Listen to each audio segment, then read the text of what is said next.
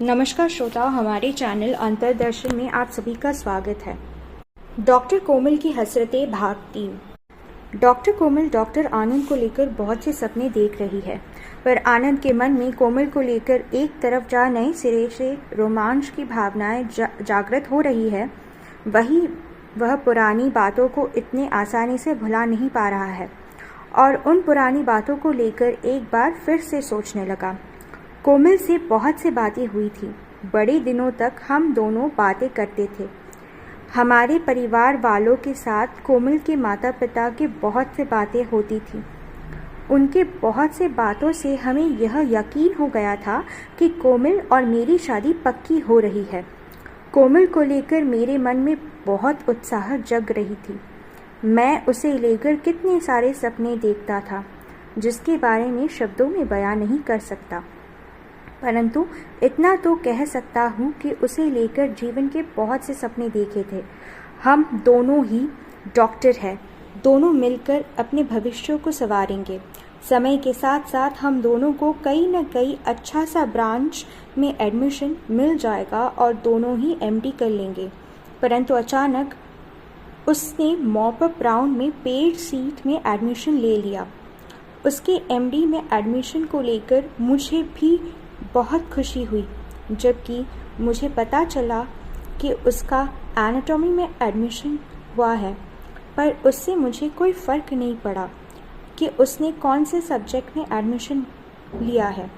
अगर उसे सीट मिल गई है तो यही बहुत बड़ी खुशी की बात है, परंतु उसका एमडी में एडमिशन मिलना और हमारे रिश्ते में खटास घुल जाना मानो यह कोई एक्सीडेंट था।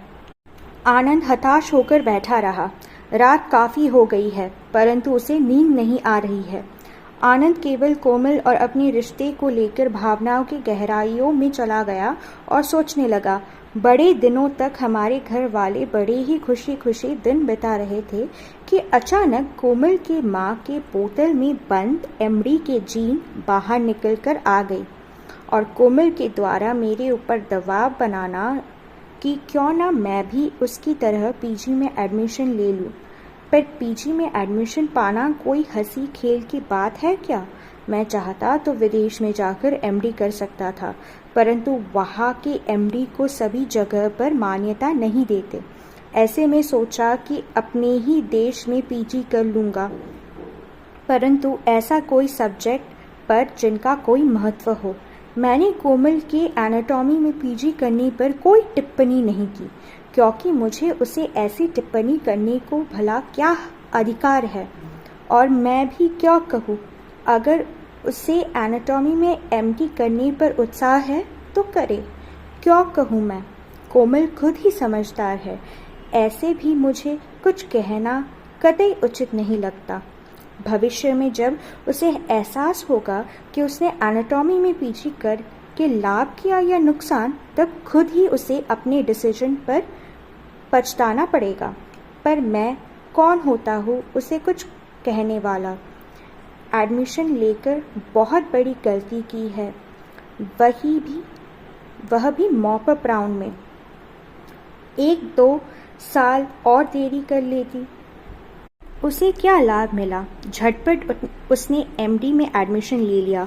अगर मैं कुछ कहता तो बुरा मान जाती। आनंद मन ही मन सोचने लगा।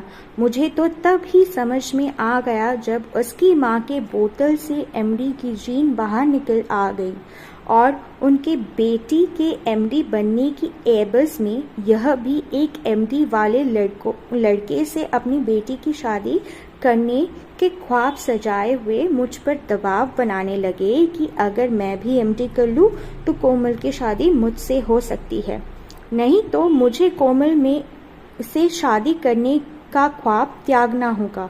हालांकि कोमल की माँ डायरेक्टली मुझे कुछ भी नहीं कहती, पर कोमल के जरिए उन्होंने मुझे यही समझाने की कोशिश की। हम दोनों में वार्तालाप चल ही रही थी कि एक दिन अचानक कोमल पूछने लगी, तुम क्यों नहीं एमडी कर लेते हो? जबकि मैंने उसे विस्तार से सारी बातें बताई है। फिर भी उसका यह पूछना मुझे बड़ा ही आश्चर्य हुआ। तब मेरे पूछने पर अपने आप सच्चाई निकल आई। मेरी माँ कहती है कि अगर तुम एमडी कर लेते हो तो हम दोनों ही शादी कर लेंगे, नहीं तो मेरी माँ इस शादी में राज़ी नहीं होंगी। जवाब में आनंद कहने लगा, यह तो बहुत अच्छी बात है कोमल। सभी माता पिता को ऐसी तमन्ना होती है और रहना भी चाहिए। ऐसे में मैं तुम्हारे माँ को कोई दोष नहीं दे सकता, क्योंकि तुम्हें अभी एमडी में एडमिशन मिल गया है और स्वाभाविक रूप से तुम्हारी शादी किसी एमडी वाले से ही होनी चाहिए। ऐसे में तुम्हारी माँ को क्या दोष दे सकता हूँ। कोई बात नहीं, अब तक जो हुआ सो हुआ। तुमने मुझे जो कहा है यह मुझे पहले ही समझ लेना चाहिए था। देखो कोमल, पीजी में कोई अच्छा सा सब्जेक्ट मिलना कोई हंसी खेल नहीं है और मैं कोई ऐसा वैसा सब्जेक्ट में एडमिशन नहीं लेना चाहता हूँ। ऐसे में तुम अपनी माँ तक मेरा संदेश पहुँचा देना। तुम्हें बहुत बहुत बधाई हो कि तुम्हें पीजी में एडमिशन मिल गया है और मैं भी उम्मीद करूँगा कि तुम्हारी शादी ऐसे किसी एमडी वाले डॉक्टर से ही हो जो तुम्हारी माँ को बहुत पसंद हो। ऐसे में मैं तुम्हें यही कहूँगा कि तुम भी मुझे भूल जाओ और तुम अपनी माँ की बात मान कर चलो।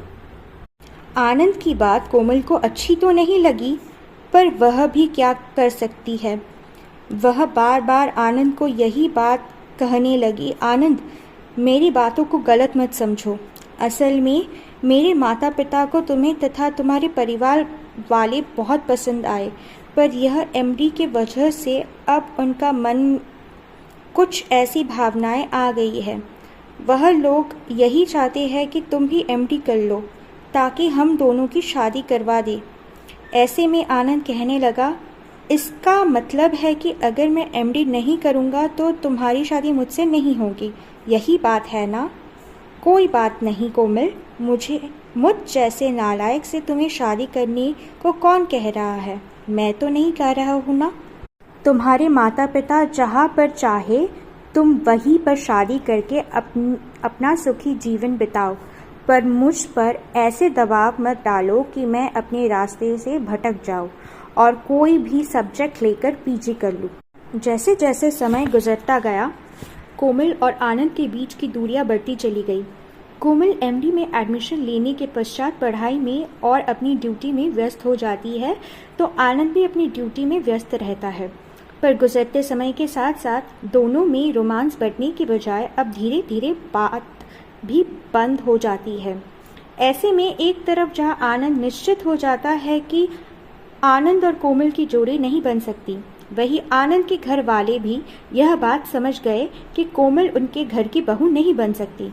उन्हें कहीं और जगह पर कोशिश करना पड़ेगा ताकि कोई और कोमल उन्हें मिल जाए और आनंद की शादी करवाकर घर में एक बहू ला सके। परंतु गुजरते समय के साथ साथ लड़की वालों के उच्चाकांक्षाओं के कंपटीशन में आनंद के शादी विवाह करवाने की आकांक्षा हाँपने लगी और एक बार के लिए आनंद के घर वाले हताशा में पड़ गए। समय बीतता गया कि कोमल अपनी पढ़ाई में मन लगा रही थी और उसके माता पिता के मन में एक अलग तरह के उमंग भरने लगे।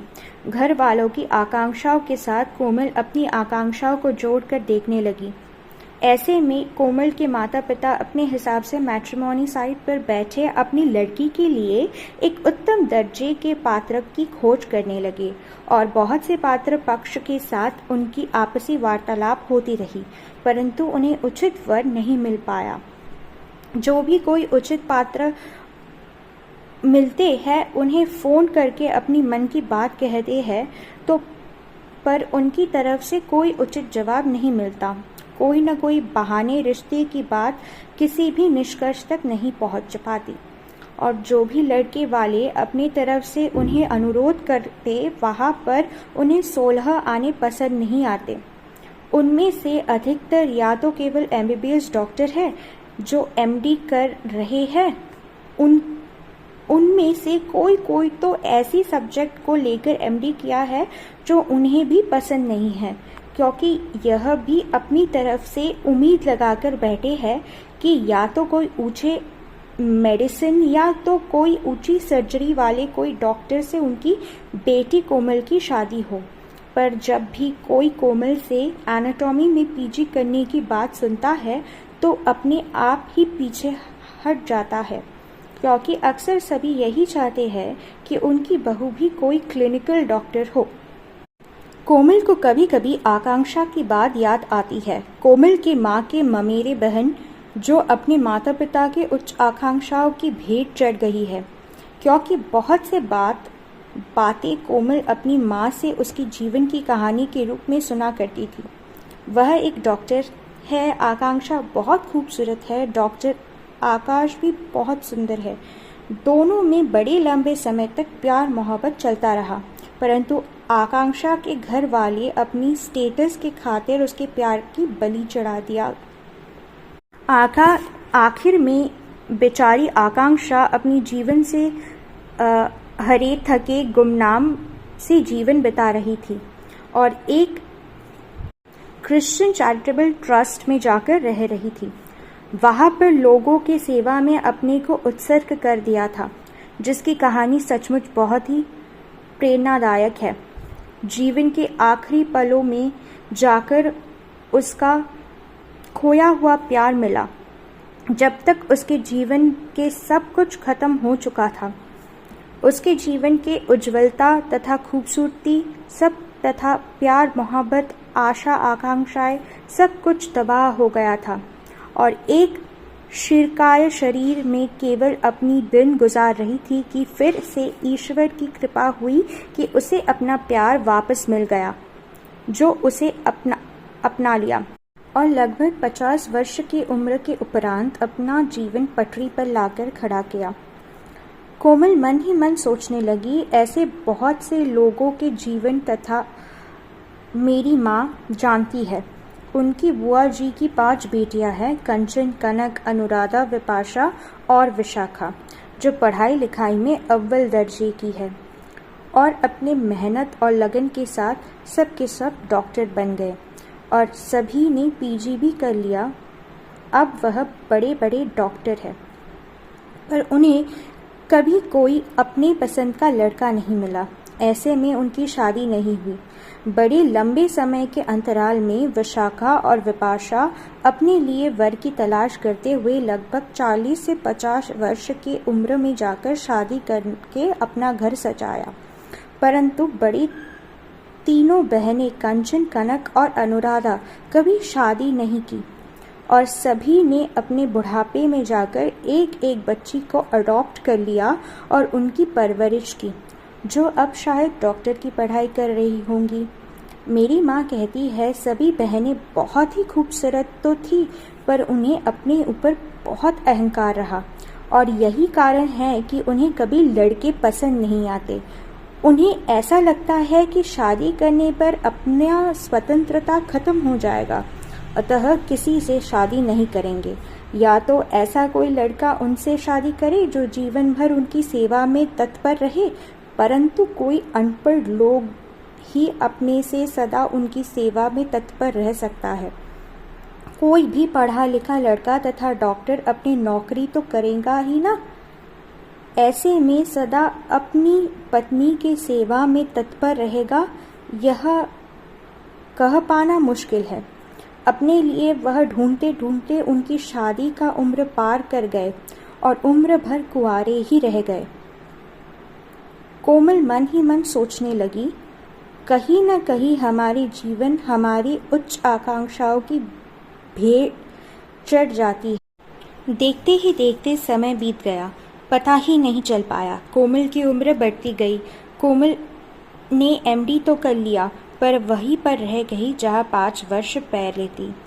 ऐसे में उसे केवल एक ही विकल्प सही लगने लगा, वह है कि आनंद से शादी करना। परंतु इन सालों में आनंद के भी मन में बहुत से परिवर्तन हो गए हैं। ऐसे में जब दोनों में बात होती है, आनंद पीछे की बातों को दोहराते हुए कहता है, देखो कोमल, तुम नहीं, अब तो मुझे आपसे आप कहकर ही बात करना होगा, क्योंकि एक तो आपसे मेरा कोई रिश्ता नहीं बन रहा है और दूसरा जो भी दोस्ती का रिश्ता बन गया था वह भी अब ख़त्म हो गया है। ऊपर से आप अभी एक एमडी डॉक्टर है, मुझसे सीनियर है आप। ऐसे में आपको तुम कहना मेरी गुस्ताखी होगी, अतः आप कहना ही शोभा देता है। ऐसे में मेरा तो यही कहना है कि आप मुझसे इस तरह के मजाक करते हुए मेरी परीक्षा लेने की कोशिश मत कीजिए। मेरे जैसे छोटे मोटे डॉक्टर किसी के नहीं हो सकते, ना तो अपने समाज के, ना तो अपनी लड़की वालों के। ऐसे में मेरा अनुरोध है कि आप मुझसे इस प्रकार की बातें करते हुए मुझे एहसास मत दिलाइए कि मैं करुणा का पात्र हूँ। मुझे किसी के करुणा का पात्र नहीं बनना है। मैं जैसा भी हूँ ठीक हूँ। मुझे शादी नहीं करनी है। कोमल, जो बड़ी देर से चुपचाप आनंद की बातें सुनती रही पर कुछ ना कह सकी, काफ़ी लंबे समय के पश्चात कहने लगी, मुझे क्षमा कर दीजिए, मैं आपके दिल को चोट पहुंचाई हूँ, मैं जानती हूँ। मुझे सचमुच यह एहसास नहीं था कि कोई शादी टूटने पर किसी के दिल में इतना चोट पहुंचता है। अगर मुझे समझ होता तो शायद ऐसा गलती कभी ना करती। अब मुझे क्षमा कर दीजिए। जब मैं खुद ही आपसे बात करके अपनी इच्छाएं इजहार कर रही हूँ तो इतना सारा शिकायत की गुंजाइश नहीं रहनी चाहिए। जवाब में आनंद कहने लगा, मैं शिकायत तो नहीं कर रहा हूँ, मैं तो हकीकत की बातें कर रहा हूँ। कब पुनः आपकी माँ के बोतल से एमडी का जीन बाहर निकल कर आकर कहेगा कि आनंद एमडी नहीं किया, अतः उसके साथ कोमल की शादी नहीं हो सकती। अगर मान लो कि आपसे मेरी शादी हो भी गई तो कब कब एमडी की जीन निकलकर बार बार यही कहेगी कि एमडी नहीं हूँ। मुझे बार बार यही एहसास दिलाया जाएगा कि मैं केवल एक एमबीबीएस डॉक्टर हूँ। ऐसे में मेरा तो यही कहना है कि रोज़ रोज़ की लड़ाई झगड़ों की नौबत क्यों आने दें। आपको एक से एक एमडी वाले लड़के मिल जाएंगे, आप उनसे शादी करके अपना घर बसा ले और मुझे अपने हाल पर छोड़ दे। मैं ऐसे ही खुश हूँ। हम जैसे लोगों को उससे ज़्यादा खुश होने के अधिकार नहीं है, जो मैं जानता हूँ। काफ़ी लंबे समय तक आपस में बातचीत होने के पश्चात एक बार फिर से कोमल को हताशा ही मिलती है। भावनाओं में आकर कोमल के आंखों से आंसू बहने लगे। तभी पिताजी किशोर जी वहाँ पर आकर खड़े हो गए और अपनी बेटी के कंधों पर हाथ रखते हुए उसे सांत्वना देने लगे, पर कुछ न कह सके। इतने में भावनाओं में आकर कोमल अपने पापा जी से लिपट गई और सुवक कर रोने लगी। तभी राजकिशोर जी धीरे से कहने लगे, बेटा, क्या तू सचमुच उससे प्यार करती है? तू उससे शादी करना चाहती है? कोमल अपनी मन की बातें लफ्ज़ों में के बजाय अपनी सिर हिलाकर तथा आंसू धाराओं से अपने पिता को कह दिया। ऐसे में पिता राजकिशोर जी कहने लगे, अगर ऐसा है तो मेरा सुझाव है कि तू कल ही फ्लाइट पकड़कर उसके पास जाकर उसे मना ले। मेरी पूरी सपोर्ट तेरे साथ है। अपने पापा जी की बातें मानते हुए कोमल के मन में एक अजीब सी जोश भर दिया। उसने अपनी आंसू पोंछते हुए कहने लगी, आप सच कह रहे हो? राजकिशोर जी अपना सिर हिलाकर सहमति जताते हुए कहने लगे, हाँ बेटा। तभी आश्चर्य व्यक्त करते हुए कोमल कहने लगी, परंतु माँ? जवाब में राजकिशोर जी कहने लगे, तेरी माँ को तो मैं संभाल लूँगा, तू चिंता मत कर। अगले ही दिन कोमल वहाँ से फ्लाइट पकड़ते हुए सीधा आनंद के एड्रेस पर पहुँच गई, जहाँ पर आनंद अपने फ्लैट में अकेला रहता है। वहाँ पर खोजते हुए जब आनंद के कमरे के सामने पहुँची, उसके दरवाजे पर ताला लटका हुआ मिला। कोमल बगल वाले कमरे के दरवाजे खटखटाने पर बुजुर्ग महिला दरवाज़ा खोलने पर कोमल अपना परिचय देते हुए कहती है, आंटी जी, मैं डॉक्टर कोमल हूँ। मैं डॉक्टर आनंद से मिलने आ गई हूँ यहाँ। अगर आप लोगों को तकलीफ़ ना हो तो। ऐसे में भारती देवी बड़े ही संवेदना जताते हुए कहने लगी, अरे बेटा, इसमें तकलीफ़ कैसी? आओ, तुम हमारे घर में आराम कर लो। आनंद तो रात को 9 बजे आएगा, तब तक तुम्हें इंतज़ार करना पड़ेगा। जवाब में कोमल कहती है, कोई बात नहीं आंटी जी, मैं इंतज़ार कर लूँगी, पर आपको कोई तकलीफ़ नहीं होनी चाहिए। इतने में भारती देवी आनंद को फ़ोन करके कोमल इशारा करते हुए मना करती है कि कोमल की बात ना करे। तभी भारती देवी कहने लगी, बेटा आनंद, मैं दरवाज़ा खोला तो कोई एक चीज़ तुम्हारे दरवाजे के सामने पड़ी मिली, शायद तुमसे गिर गई होगी। जवाब में आनंद कहने लगा, कोई बात नहीं आंटी जी, आप रख लीजिए, मैं वापस आऊँगा तो ले लूँगा। बड़े लंबे इंतज़ार के पश्चात रात 9:30 बजे आनंद अपने घर में लौटा। अपने कमरे में जाकर दरवाज़ा बंद कर लिया। तभी भारती देवी आनंद के दरवाजे पर खटखटाने लगी। उसके पीछे कोमल खड़ी थी।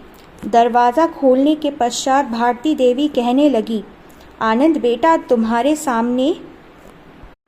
कहते हुए भारती देवी आनंद के कमरे में प्रवेश करती है और उनके पीछे पीछे कोमल भी। कोमल को देखकर आश्चर्य व्यक्त करते हुए आनंद कहने लगा, आप। इतने में खुशी के मारे तथा आवेग में आने पर कोमल की आंखों से आंसू छलक उठे। ऐसे में कोमल खुशी से आनंद से लिपट गई और कहने लगी, आप नहीं तुम कहो। समापन। यहाँ पर मैं आप सभी से अनुरोध करूँगी कि आप हमारे चैनल को लाइक करें, शेयर करें और सब्सक्राइब करें, ताकि हमें आपसे प्रेरणा मिलती रहे और अच्छे कार्य हम करते रहें। धन्यवाद।